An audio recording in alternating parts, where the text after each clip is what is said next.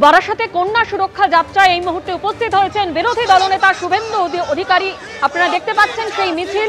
ইতিমধ্যেই বারাসাতে কন্যা সুরক্ষা যাত্রার মিছিল শুরু হয়েছে। বিরোধী দলনেতা শুভেন্দু অধিকারী সেখানে উপস্থিত রয়েছেন। সরাসরি আমাদের প্রতিনিধি শিবাশিস মৌলিক আমাদের সঙ্গে রয়েছেন। শিবাশিস, আমরা দেখতে পাচ্ছি মিছিল ইতিমধ্যেই শুরু হয়ে গিয়েছে।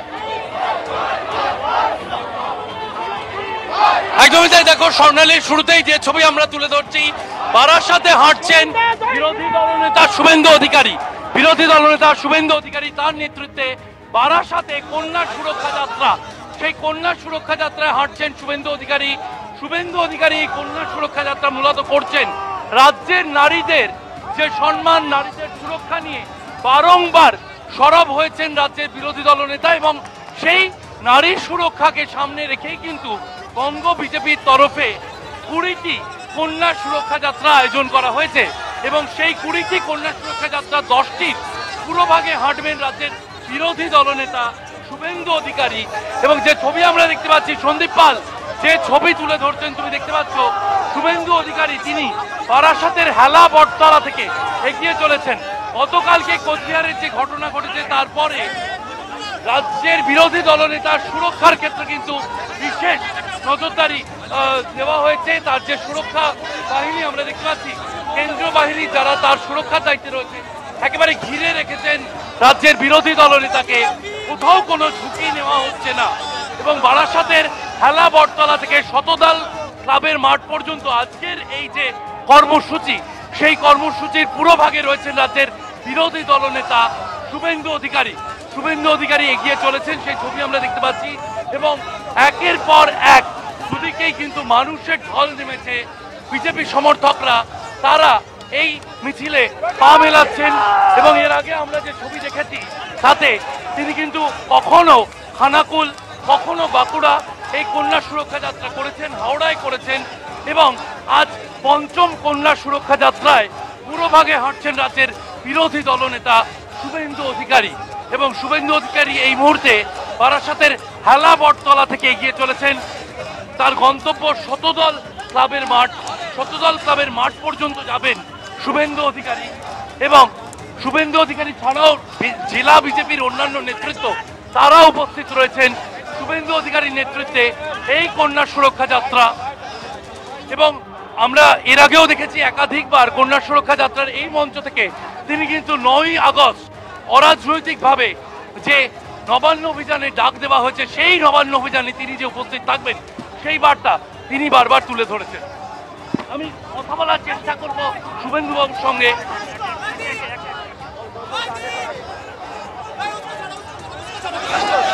যে ছবি দেখা যাচ্ছে, শুভেন্দু অধিকারী তিনি এগিয়ে চলেছেন সামনের দিকে।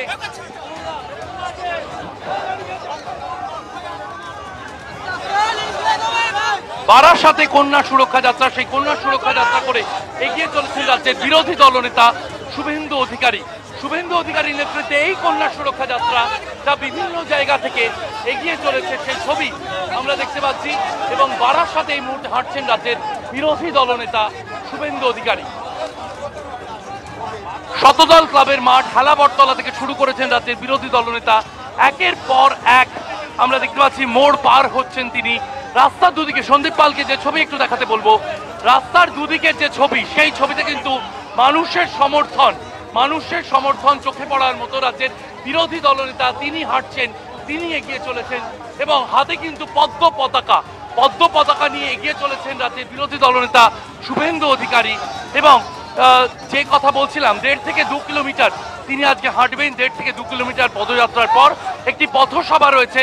পথসভা থেকে রাজ্যের নারী নিরাপত্তা ও অন্যান্য বিষয় সরব হবেন রাজ্যের বিরোধী দলনেতা। সেই ছবি আমরা দেখতে পাচ্ছি।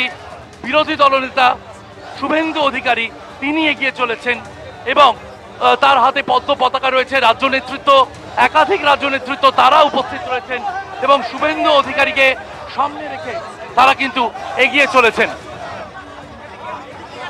শুধু পদ্ম পতাকাই নয়, আরো একটা বিষয় তুলে ধরবো, যে প্ল্যাকার্ড রাখা হয়েছে, সেই প্ল্যাকার্ড সামনে রেখে কিন্তু তিনি এগোচ্ছেন। আমি একবার যাব শুভেন্দু অধিকারীর কাছে, একবার যাব। বারাসাতে কন্যা সুরক্ষা যাত্রায় রাজ্যের বিরোধী দলনেতা শুভেন্দু অধিকারী, খুব সম্ভবত পঞ্চম কন্যা সুরক্ষা যাত্রা আপনি হাঁটছেন। দিকে দিকে নারীর সম্মান, কি বলবেন? ওইভাবে তো গোনা যাবে না। আপনি ওই যে 10টা করব বলেছি তার পঞ্চম।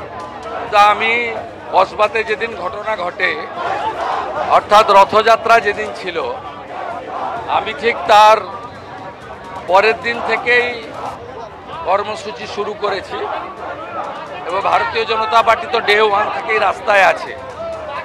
অতএব একটাই, পশ্চিমবঙ্গে এই আবর্জনা তৃণমূল কংগ্রেস, জিহাদি, লুম্পেন, এদেরকে সরাতে হবে, সরাতে হবে, সরাতে হবে, সরাতে হবে। এবং মমতা বন্দ্যোপাধ্যায় না সরলে কন্যা, দিদি, বোন, মা কেউ সুরক্ষিত নয়, বেকাররা সুরক্ষিত নয়, গণতন্ত্র সুরক্ষিত নয়, সংবিধান সুরক্ষিত নয়। ইয়ারও যাদের বিরুদ্ধে এফআইআর করতে বলেছে জাতীয় নির্বাচন কমিশন, মমতা বন্দ্যোপাধ্যায় চ্যালেঞ্জ করছেন, বলছেন কাউকে শাস্তি পেতে দেবে। করে দেখুক, যা করার করবে, যা ইলেকশন কমিশন বুঝবে। সংবিধান সবচেয়ে বড়, সংবিধানে। আরে কমরেডরা হাত নাড়াচ্ছে। ভালো আছেন? ভালো আছেন তো? সিপিআইএম এর পার্টি অফিস থেকে আপনার দিকে হাত নাড়া হচ্ছে, সে ছবি আমরা দেখছি। হ্যাঁ, ঠিক আছে, ভোট নিতে হবে, সব ভোট দেবে ও। আরেকটা বিষয় উঠে আসছে যে গতকাল সবাই কোচবিহারে যে ছবি আমরা গতকাল দেখলাম, ভোট টু মমতা, এটা হচ্ছে signal, no vote to Mamata. গতকালকে যে ছবি দেখা গেল কোচবিহারে, আপনি আদালতের দ্বারস্থ হবেন? বিরাট করে দিয়েছ, বিরাট করে দিয়েছে, দারুণ করে দিয়েছে।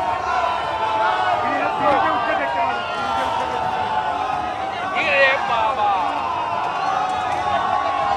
8,000 লোক, 8,000 লোক। ফের একবার মমতা বন্দ্যোপাধ্যায় নিশানায় জাতীয় নির্বাচন কমিশন, বলছে 2 মাসের জন্য ভোট আসে, ভোট চলে যায়। জাতীয় নির্বাচন কমিশনকে ফের কটাক্ষ মুখ্যমন্ত্রী। আমি বিরোধী দলনেতা, বাংলার মানুষ 14 বছর বসে, আমি 4.5 বছর আমার অবস্থা দেখেছি। কোনো কর্মসূচি, কোনো কাজ করতে পারিনি, করতে দেয়নি, বারে বারে কোর্টে যেতে হয়েছে, আক্রান্ত হয়েছি। ইলেকশন কমিশন বুঝুক যে মহিলা সংবিধানকে মানে না, ভারতবর্ষকে মানে না, আমাদের সংসদীয় রাজনীতি, বহুদলীয় ব্যবস্থাকে মানে না। কোনোভাবে জাতীয় নির্বাচন কমিশনের দিকে বারবার নিশানা করা হচ্ছে, বলা হচ্ছে ভোট আসে, ভোট যায়, বিজেপি কৃতদাস। ইলেকশন কমিশন গণতন্ত্র প্রতিষ্ঠা করতে চাইছেন, যেভাবে সরকার এবং প্রশাসনকে ব্যবহার করে এসেছেন আরি জাপতাপকে দিয়ে, সেটা বন্ধ করতে চাইছেন। তাই অস্পষ্ট হচ্ছে ওনার, বাকিটা ইলেকশন কমিশন বুঝবে। কোচবিহারে কালকের যে ঘটনা, আদালতে দ্বারস্থ হবেন? দুটো রিট হবে, একটা কোর্ট কন্টেম্প্ট হবে, এসপির এগেনস্টে বিশাল নামা করবে জলপাইগুড়ি, আরেকটা আমি রিট করব, আমার 2021 সালে দুটো অর্ডার ছিল, পশ্চিমবঙ্গ সরকার এবং পশ্চিমবঙ্গ পুলিশ সুপ্রিম কোর্টে গেছে, সুপ্রিম কোর্ট রিজেক্ট করেছে। সেই দুটো অর্ডার ভায়োলেশন হয়েছে এবং এখানে তখন এজি যিনি ছিলেন মিস্টার সোমেন্দ্রনাথ মুখার্জি, তিনি রাজ্য সরকারের পক্ষে লিখিতভাবে বলেছিলেন যে বিরোধী দলনেতার রুট লাইনিংয়ের দায়িত্ব রাজ্য পুলিশ। অর্থাৎ আমি ডিজিপি রাজীব কুমার এবং এসপি দ্যুতিমান ভট্টাচার্যের বিরুদ্ধে আমি রিট ফাইল করি। রাজ্যসভায় আজকে আপনি আরো একবার সরব হয়েছেন মুখ্যমন্ত্রীর রবীন্দ্রনাথ ঠাকুর সংক্রান্ত বিষয়, বিদ্যাসাগর সংক্রান্ত বিষয়। উনি অপমান করেছেন। ভারতীয় সংস্কৃতিতে মনীষী, প্রাতঃস্মরণীয় প্রণম্য ব্যক্তিদের এভাবে অপমান করা যায় না। উনার পয়সার অভাব, ফুল নেই, উত্তরীয় নেই, ছাঁক নেই, সেটা অন্য কথা। গলার এইটা খুলে তিনি, আমি সহকর্মীকে দিতে পারি, কিন্তু আমি বিদ্যাসাগর মহোদয়কে, আমার মনীষীকে দিতে পারি না। কথা বলছিলাম রাজ্যের বিরোধী দলনেতা শুভেন্দু অধিকারীর সঙ্গে। যে ছবি আমরা দেখতে পাচ্ছি বারাসাতের হেলা বটতলা থেকে তিনি এগিয়ে চলেছেন শতদল ক্লাবের দিকে, এবং শতদল ক্লাবের দিকে তিনি যত যাচ্ছেন ভিড় যেন ততই বাড়ছে। চারিদিকে মানুষের জনসমর্থন ক্রমশ চোখে পড়ার মতো।